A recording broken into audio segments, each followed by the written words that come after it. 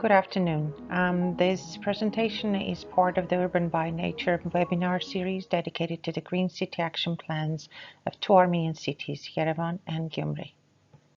I am Astghine Pasoyan, the Executive Director of Energy Saving Foundation, ESF, a nonprofit think tank based in Armenia. Yerevan and Gyumri are Armenia's two largest cities and the first cities that had Green City Action Plans developed with support from the European Bank for Reconstruction and Development. Despite the similarity in the green and sustainable development agendas in both of these ancient cities, Gyumri and Yerevan are very different in their urbanistic challenges. Yerevan is a growing urban megapolis with over 1 million population, dense street network, congested transport, functional industrial segment, and growing population.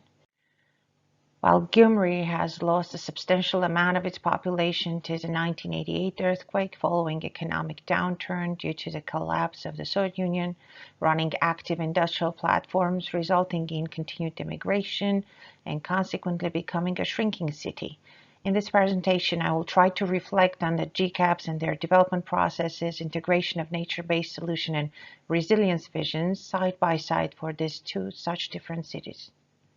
Both GCAPs were developed in accordance with the official methodology provided by EBRD and developed by ICLEI.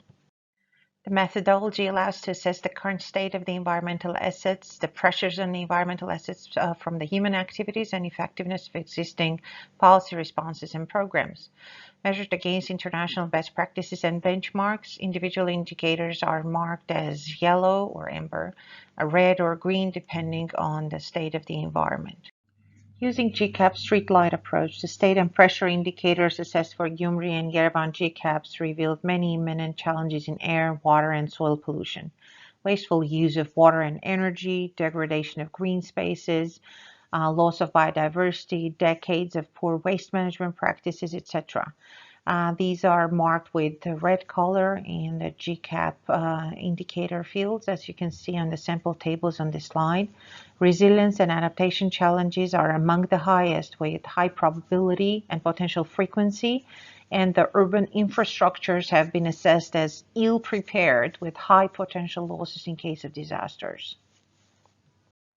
Despite their differences, both cities maintain resilience improvement and adaptation measures core to their sustainability vision. These are anchored on the solutions of environmental and economic challenges that both cities are facing. Some of the environmental challenges were impossible to map locally because only national macro-level studies and data were available. As the slide indicates here, there are quite a few maps of natural disaster risks for Armenia at large. The earthquakes, floods, landslides, these are properly mapped, but due to lack of local monitoring and reporting, city-level data was not available. Technical research studies as well as community surveys indicated that enhanced resilience should be a high priority for the cities. Current state of play exposes the cities to large economic losses, especially in the building sector, due to poor resilience. The resilience challenges are viewed in combination with environmental, health, social, economic, and development agendas. The World Bank studies list Armenia among 60 most disaster-prone countries in the world. And the studies show that in any given year, there's a 20% chance of a major disaster, which could lead to nearly 13% loss in GDP, with 80% of Armenians at risk of exposure to catastrophic events. This explains why Gyumri residents have ranked resilience as 4 out of 5 in their rank of priorities. While designing mitigation and adaptation activities, one should be very careful of how they read environmental values in developing and transition economies. Seeing a low value in an environmental pressure indicator doesn't necessarily mean positive development. So in some cases, it could be a sign of a struggling economy, low social welfare in the population, decay in urban economy, low investment activity, or alike. Such indicators must be corrected and normalized to avoid misinterpretation. For example, when we see low specific energy consumption in buildings, that may actually mean people don't have enough money to heat their homes and they're underheating, sacrificing comfort. Or when street lighting has low specific energy consumption, that may mean that the lights have been broken and have not been replaced for a very long time.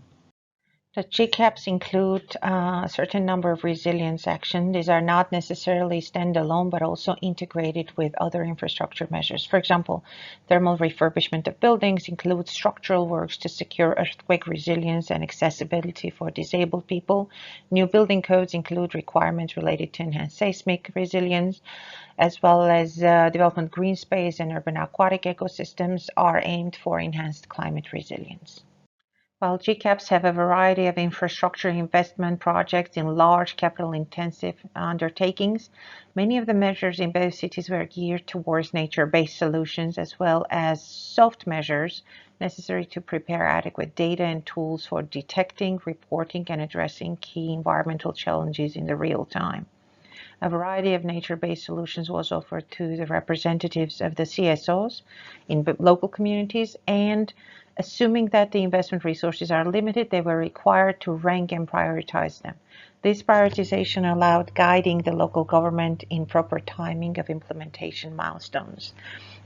Some of the examples included updating of the city master plans based not on the Soviet tradition of general planning, but more on the Western best practices of master planning, creating GIS maps of critical environmental indicators for monitoring, mapping, remote sensing, creating regular processes of environmental monitoring and reporting on the state of environmental assets, biodiversity inventories, development of green and blue infrastructures, green city public procurement, life cycle cost method, promotion of energy service contracts, energy performance contracts, etc. The GCAP process requires a complex and cumbersome participatory decision making.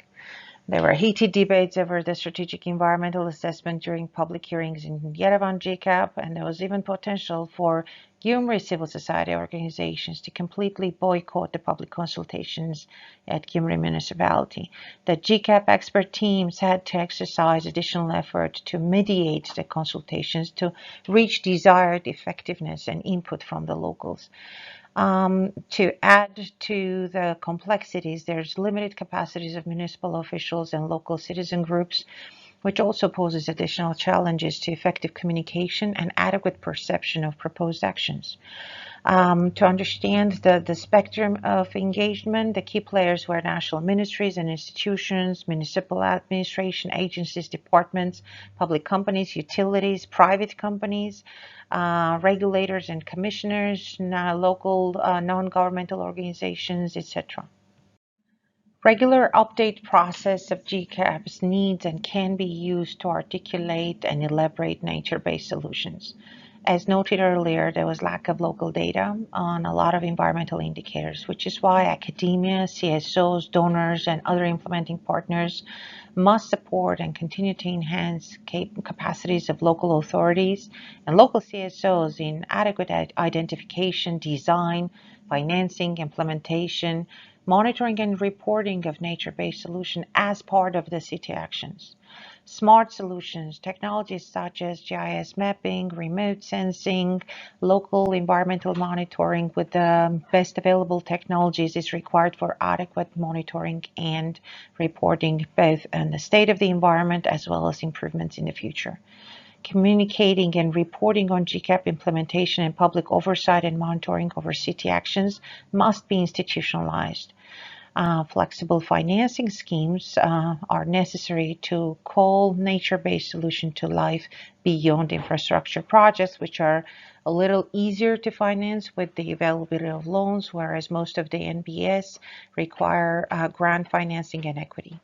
As part of its core mission, Energy Saving Foundation Armenia will continue working with Gyumri and Yerevan as well as all other Armenian cities, supporting them in their sustainable development agenda. Green City Action Plans, Sustainable Energy Action Plans, Sustainable Energy and Climate Action Plans are part of our daily activities helping the cities design, finance, and implement actions towards a major transition to green economy and sustainable cities. Thank you for your attention to the topic, and I wish you a great day.